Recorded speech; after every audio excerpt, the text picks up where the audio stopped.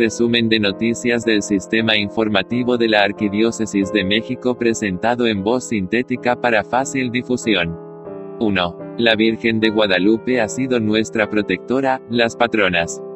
Pero al escuchar el llamado de estos hermanos provenientes de Centroamérica, supe inmediatamente que era algo muy grave que debía preocuparnos a todos los mexicanos. En representación del grupo de 15 mujeres, conocido como las patronas, quienes durante 22 años han ayudado a migrantes con alimentos y asistencia, Norma Romero Vázquez recibió el galardón Corazón de León, que otorga la reconocida Federación de Estudiantes Universitarios, FEU, de la Universidad de Guadalajara. Norma Romero explicó que el nombre de las patronas se debe a que la localidad donde viven, en el estado de Veracruz, se llama Guadalupe, en honor a la Virgen de Guadalupe, la patrona de América, y quien ha sido nuestra protectora todos estos años.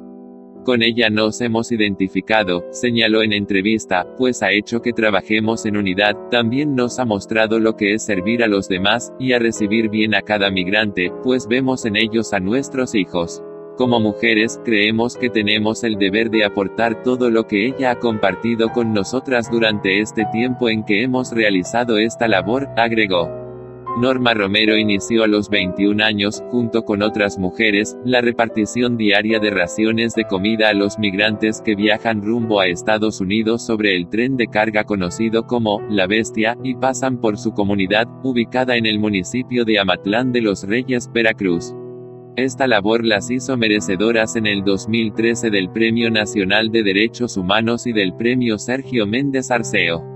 El pasado 4 de julio, las patronas también recibieron el Corazón de León, la máxima distinción que otorga la FEU. Al referirse a este galardón, consideró que, más que un premio, representa un mayor compromiso no solo con los migrantes, sino también con la sociedad civil y los estudiantes. Este reconocimiento nos hace ver que ahora son los jóvenes los que voltean su mirada hacia nuestra labor, en ellos está el cambio, y es por eso que debemos apoyar sus ideales, sus sueños, porque el país depende de ellos.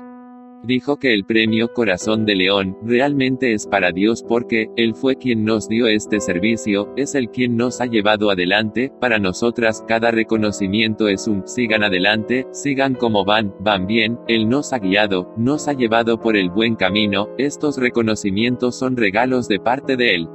Romero Vázquez recordó que años atrás el tema de la migración no era algo de lo que se hablará en su familia, pero al escuchar el llamado de estos hermanos provenientes de Centroamérica, supe inmediatamente que era algo muy grave que debía preocuparnos a todos los mexicanos. Explicó que todo comenzó hace más de 2 décadas cuando varias mujeres campesinas, al ver que tenían un poco de tiempo libre después de atender sus quehaceres como jefas de familia, decidieron emplearlo en algo productivo, como servir a los demás. Fue así como entramos en esto, sin saber a lo que nos llevaría este trabajo, que hasta ahora lo seguimos haciendo solo por amor al prójimo, porque eso es lo que hasta ahora nos ha mostrado Dios en este servicio. 2. Arrepiéntanse, piden obispos de la provincia de Acapulco a delincuentes. En un comunicado conjunto, los 4 pastores de la región hicieron un llamado a la paz. El clamor coincide con la riña en un penal donde 28 personas fueron asesinadas brutalmente. La provincia de Acapulco, en México, lanzó un enérgico llamado a quienes están generando violencia en la región, para que se arrepientan y se conviertan a Dios.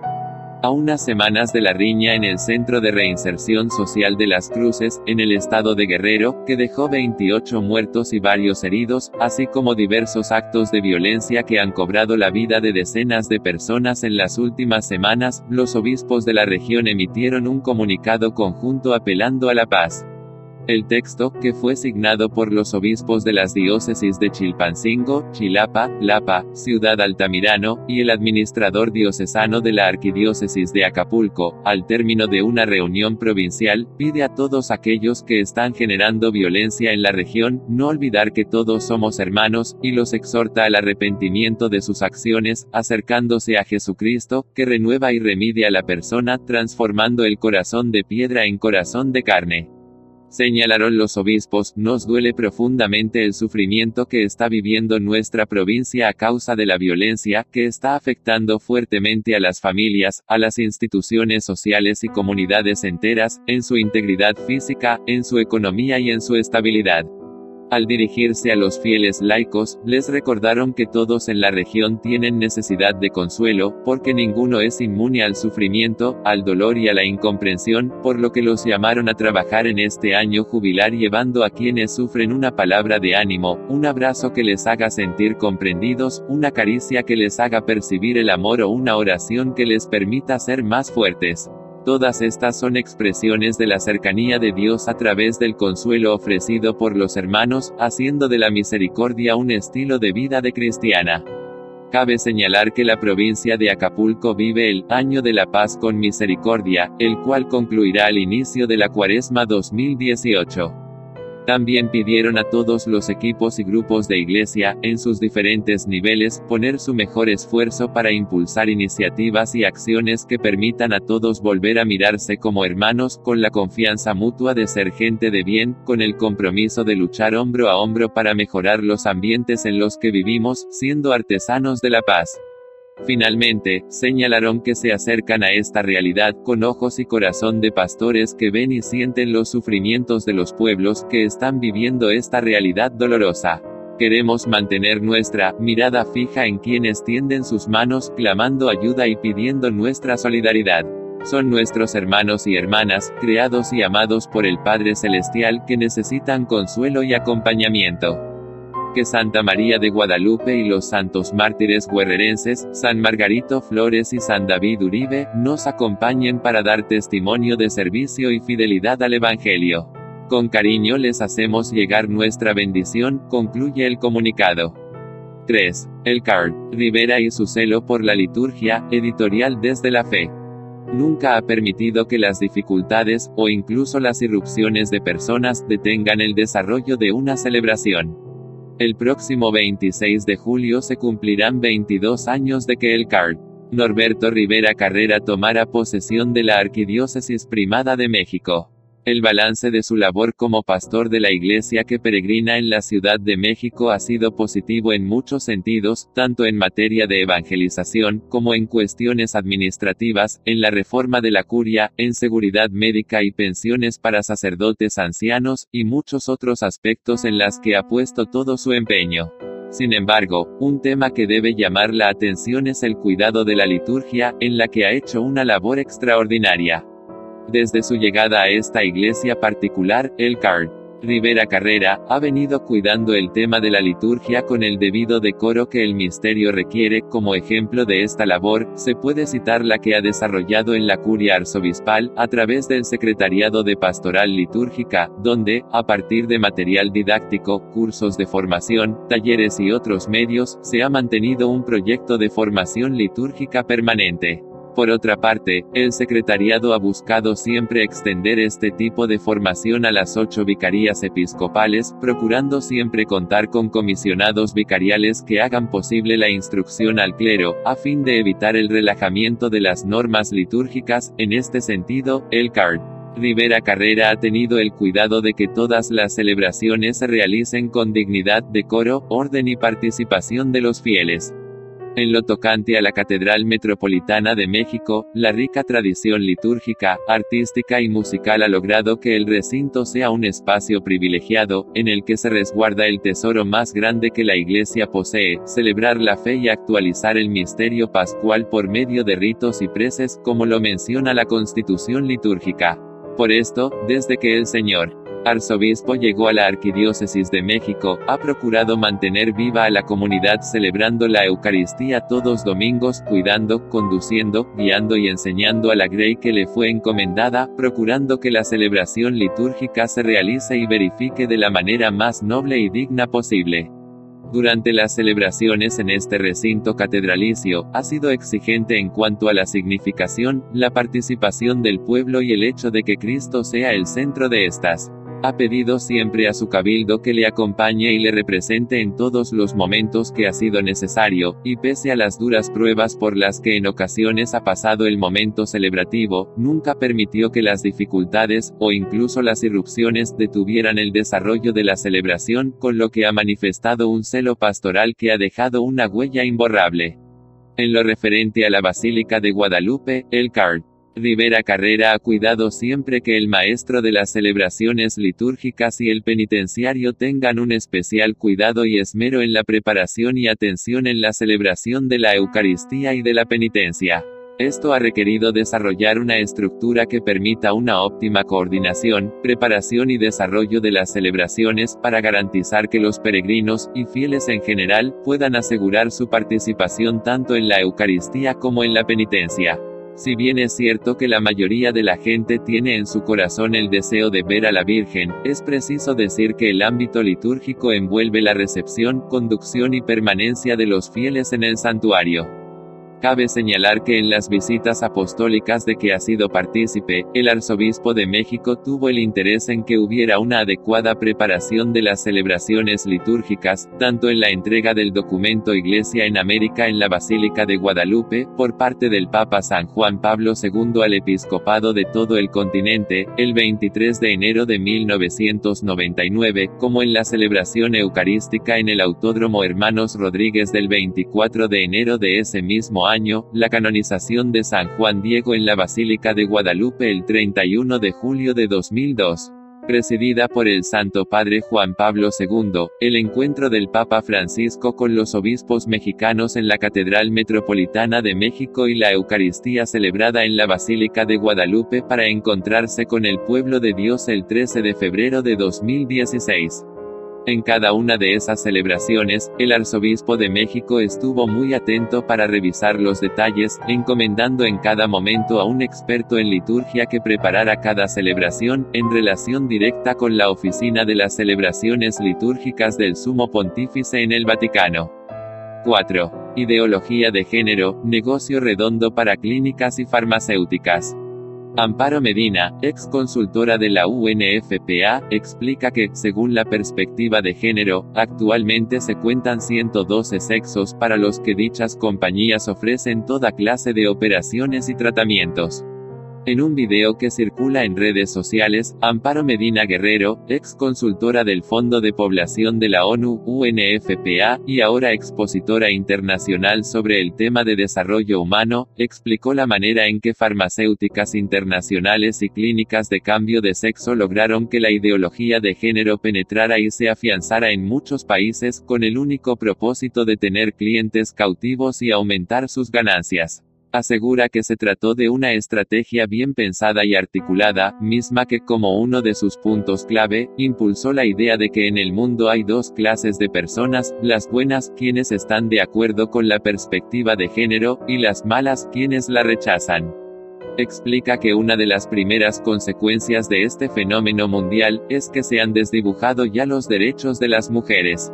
Yo no sé por qué las feministas han callado tanto al respecto, hemos luchado por tener derechos iguales a nivel social, y ahora nos dicen que ya no existen hombres ni mujeres, que desaparecen esas categorías, que ya hay otras, y son los grupos LGTBI los que comandan las leyes sobre el tema.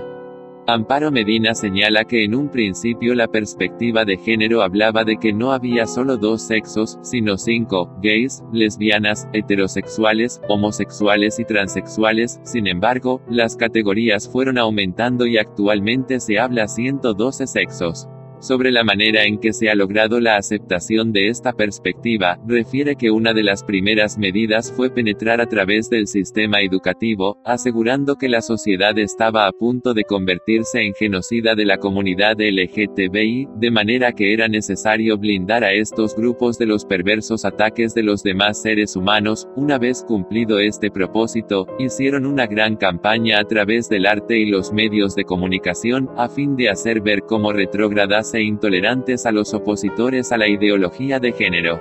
Es decir, a la gente mala. Refiere que además se elaboró un conjunto de características que definen a los malos, estableciendo, por principio de cuentas, que son todos aquellos que dicen que, según la ciencia, la única manera de nacer es hombre o mujer, aquellos que afirman que la única forma de que la especie no desaparezca es a través de la unión de hombres con mujeres, aquellos que respaldan el matrimonio natural y apoyan a la institución de la familia. En cambio, los buenos para ellos son todos aquellos que dicen que el ser humano puede ser lo que le dé la gana, que puede transitar de un sexo a otro, y si así es feliz lo demás no importa.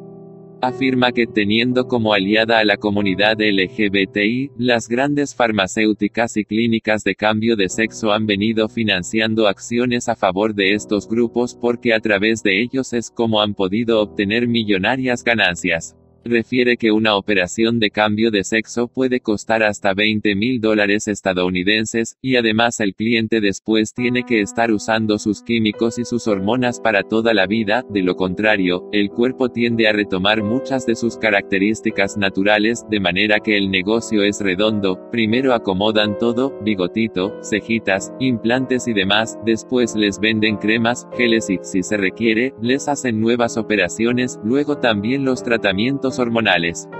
La ex consultora de la UNFPA asegura que estas grandes empresas lo que menos buscan es un acompañamiento a sectores vulnerables, y sí en cambio la percepción de ganancias multimillonarias a costa de la destrucción del ser humano.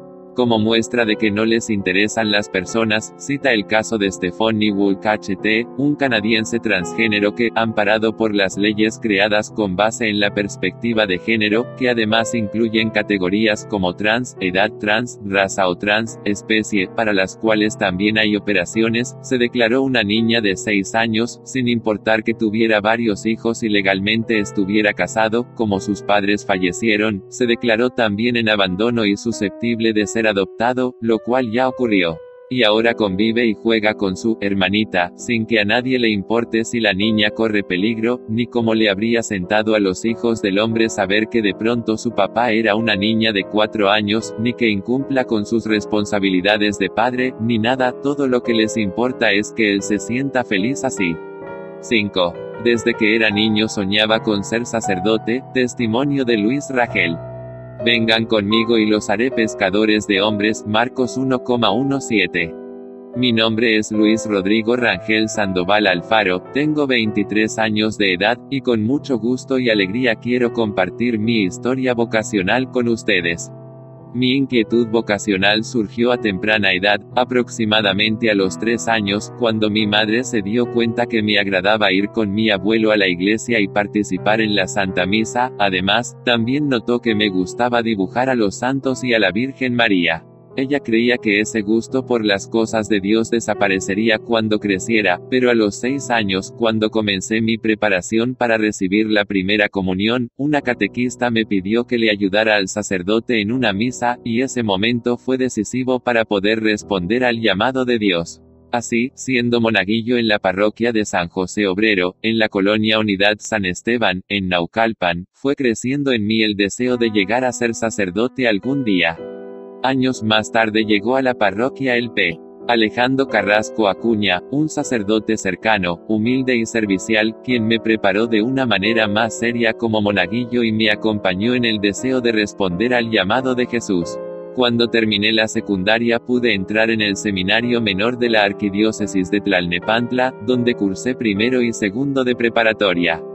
Ante la falta de alumnos en el seminario menor, decidieron cerrar esa etapa formativa en Tlalnepantla, por lo que tuve que terminar la preparatoria estando en casa.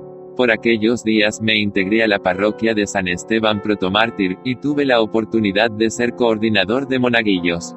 Cuando terminé la preparatoria, trabajé de secretario parroquial y fui instituido ministro extraordinario de la comunión, y además colaboré con mi párroco en la Asociación de Fieles de San Esteban, que quiso iniciar en la comunidad.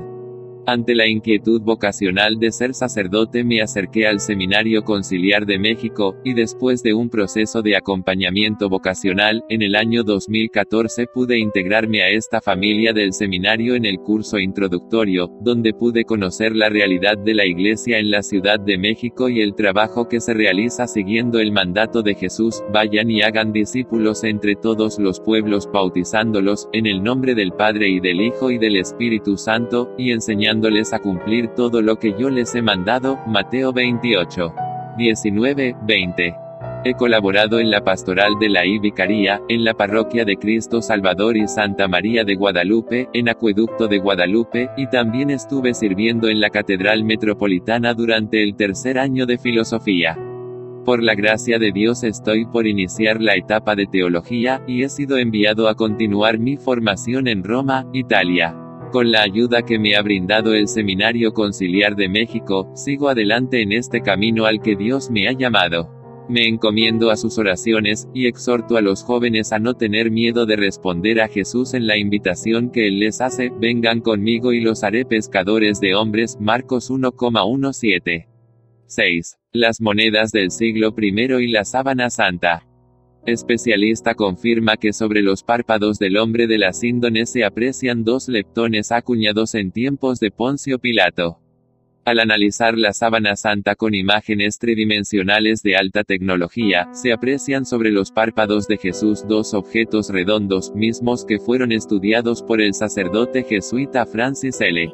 Filas, quien concluyó que se trataba de dos monedas, leptones, que fueron acuñadas por Poncio Pilato, 26-36 d.C., en Palestina. Esta es otra de las pruebas que confirman que la síndone data del siglo I, y también su autenticidad, toda vez que es imposible que un falsario del siglo XIII-XIV usara monedas del siglo I, como algunos suponen.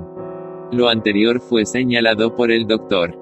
Julio López Morales, quien recientemente dio una conferencia en la sede de la Curia del Arzobispado de México, sobre las monedas que circularon en el Imperio Romano en tiempos de Jesús. El especialista explicó que un leptón del siglo I, proporcionado por un experto numismático, coincide con la imagen en el ojo derecho del hombre de la sábana santa. Obviamente todo esto se demuestra por medio de las fotografías que me han sido proporcionadas por expertos y científicos. Las monedas que circularon en Israel, que en aquellos años formaba parte del Imperio Romano, también fueron referidas en algunos evangelios, como el de la dádiva que dio la viuda pobre, citado por San Lucas en 21:1-4. El Dr. Julio López explicó que las moneditas que entregó la viuda pobre al templo fueron precisamente dos leptones, que equivalen a poco más de la centésima parte de un denario, que era el salario de un día de trabajo en aquellos años. Este tipo de monedas no son consideradas como piezas raras en la numismática, y son muy comunes entre los coleccionistas, pero a raíz de los estudios realizados en la sábana santa, han aumentado su valor. Otro tipo de moneda que citan los evangelios, por ejemplo, en el pasaje que tiene que ver con los impuestos que se pagaban en aquella época, Mateo 22:15-22, es el denario de plata, cuando Jesús dice la célebre frase: al César lo que es del César, y a Dios lo que es de Dios. Otro pasaje del Evangelio en el que se mencionan las monedas del siglo I es cuando Jesús le dice a Pedro que vaya a pescar, y que el primer pez que atrape tendrá una moneda en la boca, es citado en Mateo 17,24-27. Hay otras citas bíblicas, como la que se refiere al pago de los trabajadores en un viñedo, Mateo 20:1-2. El Dr. Julio López Morales ha impartido varias conferencias y ha generado importantes documentos de difusión sobre el tema. Mantiene correspondencia con el padre Francis L. Filas desde 1983, cuyos estudios tradujo al castellano y dio a conocer en el Centro Mexicano de Sindonología. En 1986 visitó el Centro Internacional de Atlanta para el estudio continuo de la sábana santa de Turín, donde conoció al experto numismático Bill Yarborov, quien le consiguió al P. Filas un leptón que es casi idéntico al que se percibe en el ojo derecho del hombre de la síndone. En la exposición que se presenta en el atrio de la Catedral de México sobre la Sabana Santa, también se muestra una colección de este tipo de monedas, puesto que tienen importante relación con el estudio histórico y científico de la resurrección de Jesucristo. 7. La Iglesia discriminatoria e intolerante, sigue atendiendo a enfermos de VIH y SIDA. Durante décadas, de forma sigilosa y reservada, la Iglesia Católica ha desplegado una cooperación continua y solidaria para la atención de estos enfermos, CM.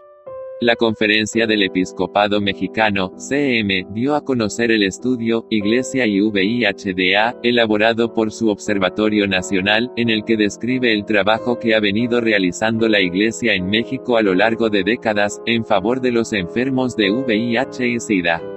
Contrario a la imagen que se ha pretendido mostrar a la sociedad de una iglesia que discrimina y es intolerante, señala el documento, la iglesia, de forma sigilosa y reservada, despliega una cooperación continua y solidaria para la atención de estos enfermos.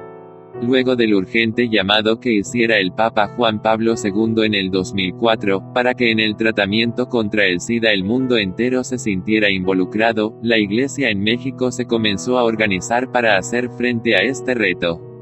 Mientras que gran parte de la sociedad en ese momento hacía distinciones a los enfermos que vivían con el virus y el síndrome, la Iglesia lograba desarrollar un trabajo cada vez más articulado y profesional para la atención de esas personas.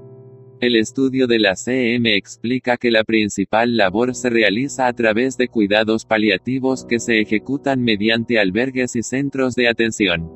Más que atención médica. Señala que debido a que muchos enfermos de VIH y SIDA se quedan sin hogar, porque sufren de la exclusión familiar, la Iglesia se ha dado a la tarea de brindarles mucho más que atención médica oportuna, ofreciéndoles albergues, en algunos se les da tratamiento a los enfermos y en otros se atiende a los enfermos terminales. Los albergues para enfermos de VIH y SIDA que la Iglesia dirige están repartidos a lo largo del país, y se han logrado contabilizar 11. Son una alternativa de atención a los enfermos de VIH y SIDA, porque estos albergues constituyen una comunidad que abraza, son signo de una iglesia abierta.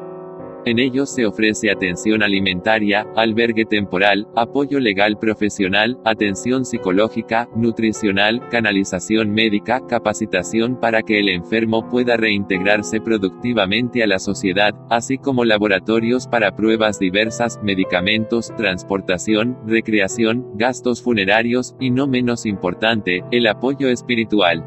A pesar de los esfuerzos que cada uno de estos albergues lleva a cabo para dar servicio a los enfermos y de que operan con donativos y voluntariado, algunos de ellos, dice la CM, han logrado ser galardonados por su trabajo. En cuanto al número de albergues católicos que atienden a enfermos terminales, entre ellos a los de SIDA, el estudio señala que es muy extenso, por lo cual no se ha logrado obtener un conteo preciso. Lo que sí conocemos, apunta, es que estos albergues son dirigidos primordialmente por congregaciones religiosas femeninas, por su vocación de servicio al hermano y que muchas veces son asistidas en su labor, por un sacerdote. Ahí les dan un techo, los bañan, los visten, les sirven los alimentos, y a quienes lo necesitan les llevan el bocado a la boca, les suministran sus medicamentos, lavan su ropa, los acompañan, los reconfortan. En estos albergues terminales, los enfermos de SIDA encuentran un espacio de acompañamiento para atravesar su dolor físico y fortalecer su ánimo espiritual. La CM aclaró que este tipo de espacios se sostienen a base de donativos y mucho trabajo de voluntariado, que colabora en diversas actividades como limpieza, cocina, llevando a la gente al servicio médico, etc. Centros de atención, formación y prevención. Existen además los centros de atención, formación y prevención del VIH y SIDA dirigidos por la Iglesia Católica, los cuales desarrollan un trabajo muy importante de prevención y formación. Lo hacen a través de la impartición de talleres y folletos formativos e informativos, así como el servicio de pruebas rápidas de VIH. También, es desconocido y poco valorado el apostolado que muchos laicos, agentes de pastoral, realizan en el tema de la pastoral de la salud en distintas parroquias por todo México. Son ellos los que llevan directamente a los hospitales, clínicas de salud, e incluso hasta el propio hogar del enfermo, atención y acompañamiento, y los enfermos de VIH y SIDA no son la excepción en este servicio. Son personas de buena voluntad que realizan una misión de cuidadores de enfermos, sin costo alguno, y con mucha caridad y amor. Son personas que donan su tiempo y entregan su vida al servicio del otro. Finalmente, destacó la campaña La Iglesia en México, Esperanza de Vida, dirigida desde la CM, que inició hace algunos años con el objetivo fue el promover y acompañar a los equipos diocesanos de base, a través de una educación de las relaciones afectivas, a fin de disminuir la exclusión y el estigma. Concluye, actualmente continúan en trabajo muchas de las organizaciones civiles de inspiración cristiana, y los vínculos que establecieron en ese momento permitieron sentar las bases de un trabajo en colaboración.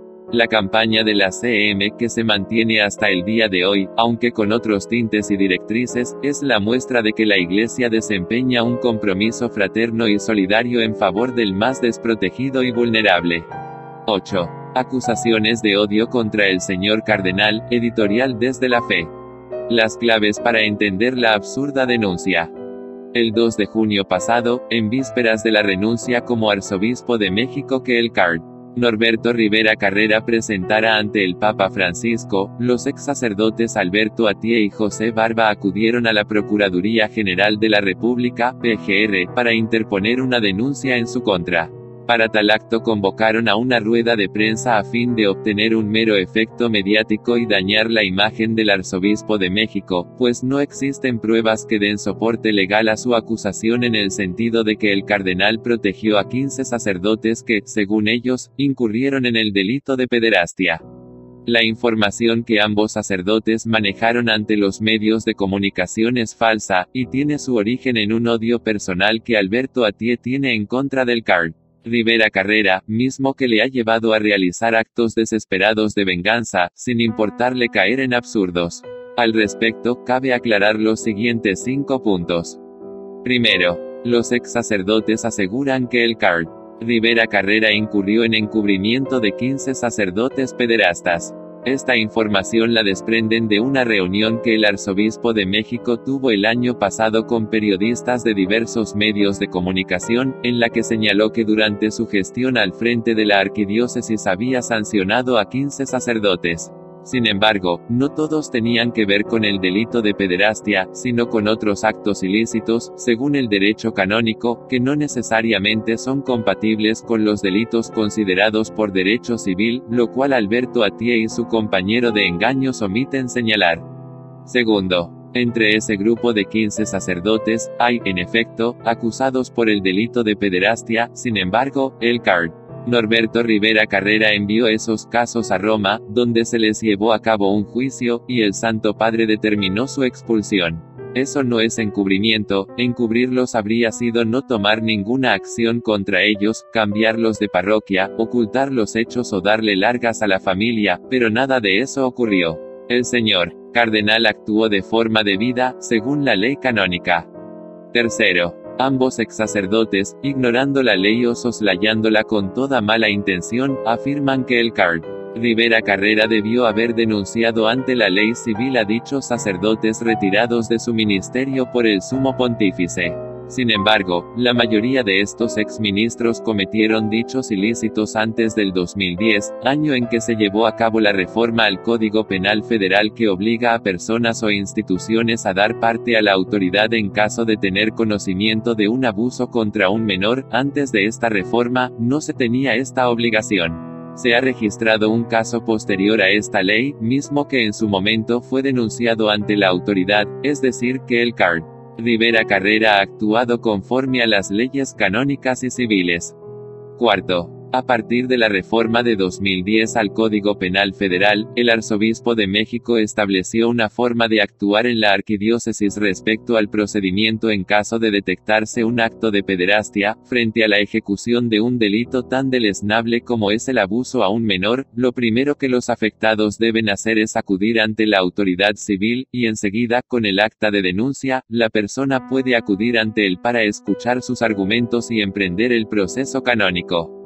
Quinto. Alberto Atié y su compañero de Ardides presentaron la denuncia ante la PGR en un momento coyuntural, buscando que el Santo Padre aceptara inmediatamente la renuncia como arzobispo de México que le presentó el Card. Rivera Carrera por haber cumplido 75 años de edad como lo marca el derecho canónico. Sin embargo, en Roma están bien informados sobre la manera en que se han venido manejando este tipo de casos, por lo que se puede decir que es una estrategia fallida. 9. Seminaristas de los Estados Unidos visitan la Catedral de México. Estos estudiantes visitan México para aprender español y para conocer la pastoral hispana y poder servir mejor a las comunidades hispanas. Un grupo de 16 seminaristas provenientes de los Estados Unidos asistieron a la Catedral Metropolitana de la Ciudad de México, y participaron en la Santa Misa de las 12 en punto horas que preside el Sr. Cardenal Norberto Rivera Carrera, arzobispo primado de México, quien les dio públicamente la bienvenida y agradeció esta visita a sus formadores. Estos estudiantes visitan México para aprender español y para conocer la pastoral hispana y poder servir mejor a las comunidades hispanas que viven en los Estados Unidos, así como a los migrantes de habla hispana. El padre Juan Antonio Bertis Gutiérrez, director espiritual del Seminario Hispano de Santa María de Guadalupe, que pertenece a la Arquidiócesis Primada de México, entrevistado, dijo que los seminaristas provienen de California, Boston, Luisiana y Filadelfia, principalmente, y que su presencia es posible gracias a un convenio que existe con la Universidad Católica de América que se encuentra en Washington, y que a través de ellos se materializa este programa, así como con la ayuda de la Universidad Pontificia de México. Al término de la ceremonia religiosa, el cardenal Norberto Rivera Carrera se reunió con los seminaristas y algunos de sus profesores, tanto en la sacristía como en el altar de los Reyes, donde se tomaron una fotografía. 10. No obstante los obstáculos, el reino de Dios se presentará en plenitud y gloria. Homilía del cardenal Norberto Rivera. 15º domingo del tiempo ordinario. Jesús es un predicador que fascina a las multitudes por la sencillez y la espontaneidad de los símbolos y comparaciones que utiliza para dar a conocer su mensaje. La parábola, como la que hoy hemos escuchado, es una de las formas de enseñar más características de Jesús. A través de estas imágenes trata de impactar y provocar una respuesta en sus interlocutores. San Mateo, para presentarnos la parábola del sembrador, y otras parábolas, primero nos narra la parábola tal cual, después nos explica el objetivo de esa parábola y finalmente hace una aplicación para la comunidad a la cual está escribiendo. No cabe duda que para Mateo, Jesús es el Mesías que tiene autoridad de parte de Dios. Pero esa autoridad es muy discutida, como se puede ver a lo largo y ancho de su evangelio, en donde especialmente los fariseos le muestran su oposición.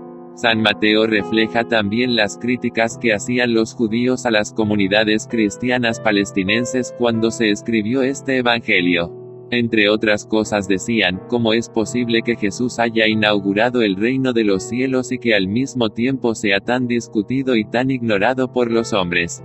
¿Cómo es posible que Jesús sea el Mesías y haya realizado la obra de la salvación y la maldad siga sobre la tierra? Cuando escuchamos estos cuestionamientos de hace 20 siglos, nos parece escuchar a algunos hombres de nuestro tiempo que se preguntan, ¿de qué sirvió la predicación de Jesús? ¿De qué sirve toda la actividad de la Iglesia? ¿De qué sirve que el Papa vaya y venga por todo el mundo, si las cosas siguen igual o peor? San Mateo trata de responder a estas críticas en forma sencilla y profunda utilizando las parábolas de Jesús, en donde transmite su mensaje de fe y esperanza para su comunidad. El reino de los cielos está presente, y crece a pesar de su aparente pequeñez y fracaso. Alégrense, no estén tristes, pensando que todo marcha mal, abran los ojos y los oídos y den cuenta que algo nuevo ha comenzado y está en medio de ustedes. El sentido primero de la parábola del sembrador es que, no obstante el mal terreno y las hierbas malas que amenazan a la semilla, no obstante las adversidades y los obstáculos que amenazan a la predicación y a la actividad de Jesús, no obstante que la esperanza parezca débil, al final el reino de Dios se presentará en plenitud y gloria, la palabra predicada dará su fruto, en unos 100 por uno, en otros 60, y en otros 30, pero no quedará sin dar fruto. Este es también el tema fundamental del espléndido oráculo conclusivo del libro del segundo Isaías que escuchábamos como primera lectura, como bajan del cielo la lluvia y la nieve y no vuelven allá, sino después de empapar la tierra, de fecundarla y hacerla germinar, a fin de que dé semilla para sembrar y pan para comer, así será la palabra que sale de mi boca, no volverá a mí sin resultado, sino que hará mi voluntad y cumplirá su misión. En un segundo momento hemos escuchado cómo el evangelista trata de explicarnos el sentido de la parábola que ha narrado. Es una profunda reflexión acerca del rechazo de Jesús y su mensaje por parte de los judíos. El evangelista ve en esta parábola, y en otras, la ocasión para que aparezcan con claridad la aceptación y el rechazo de Jesús y de su mensaje. Las palabras, al que tiene se le dará más y nadará en la abundancia, pero al que tiene poco, aun eso poco se le quitará, parecen injustas y poco cristianas. Sin embargo, son la clave para entender el misterio de la aceptación y rechazo de Jesús y su evangelio. Nos hacen ver con claridad que estas dos actitudes, la aceptación y el rechazo, son incompatibles, y que ante Jesús y la buena nueva que anuncia no caben soluciones intermedias o de compromiso. Los que reciben con fe a Jesús y el reino de Dios descubrirán más profundamente su misterio y serán invitados a nuevas aventuras y a nuevos compromisos, mientras que aquellos que solo lo aceptan superficialmente tarde o temprano acabarán por perderlo, porque los pájaros se llevan la semilla, porque les falta tierra y no pueden echar raíces, porque hay espinas que los ahogan, porque definitivamente no se han decidido a seguir a Jesús con todas sus consecuencias y quieren prenderle una veladora a Dios y otra al diablo. El evangelista para terminar su narración hace una aplicación de la parábola a la comunidad para la cual está escribiendo. Es como una pequeña homilía en donde trata de aplicar la enseñanza de la parábola a las situaciones concretas de los fieles cristianos recién convertidos. En esta aplicación vemos cómo San Mateo cambia el acento, de Dios, que siempre es eficaz, al hombre, que con frecuencia falla, del sembrador y la semilla, que siempre son fecundos, al terreno, que en ocasiones es duro, pedregoso o espinoso, de la contemplación de la fe que es viva y eficaz, al compromiso moral y existencial sin el cual la fe se muere. En otras palabras, el acento no se pone ya en el éxito final de la siembra como aparece en la parábola, sino en las diversas actitudes que podemos tener ante el anuncio del Evangelio. El evangelista, subrayando el contraste entre los que no entienden y los que entienden, convierte esta explicación en una exhortación a los cristianos de su comunidad para que la acogida primera del Evangelio no sea ahogada por las dificultades con que se encuentran. 11. Editorial, Descomposición del sistema penitenciaria, editorial Desde la Fe. Sí, la sangre corre en el sistema penitenciario a causa de la descomposición y la obsolescencia de políticas penitenciarias, cuyo objetivo principal queda lejos de cumplirse. En las últimas semanas, la opinión pública ha sido impactada por las noticias de los hechos ocurridos al interior de algunos centros de readaptación social, donde los motines han tenido trágicos desenlaces. Sí, la sangre corre en el sistema penitenciario a causa de la descomposición y la obsolescencia de políticas penitenciarias, cuyo objetivo principal queda lejos de cumplirse. La batalla por el control del Centro de Reinserción Social Las Cruces, en el municipio de Acapulco, dejó un saldo de 28 muertos, según información oficial.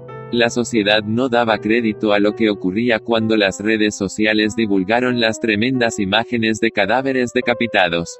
Este motín se suma a muchos otros ocurridos en el país, como aquel de la penitenciaría de Reynosa, a principios de junio, cuyo saldo fue de 7 personas asesinadas, entre custodios e internos. Las noticias no son nuevas cuando reiteradamente vuelven a darse los mismos hechos sucedidos en el pasado.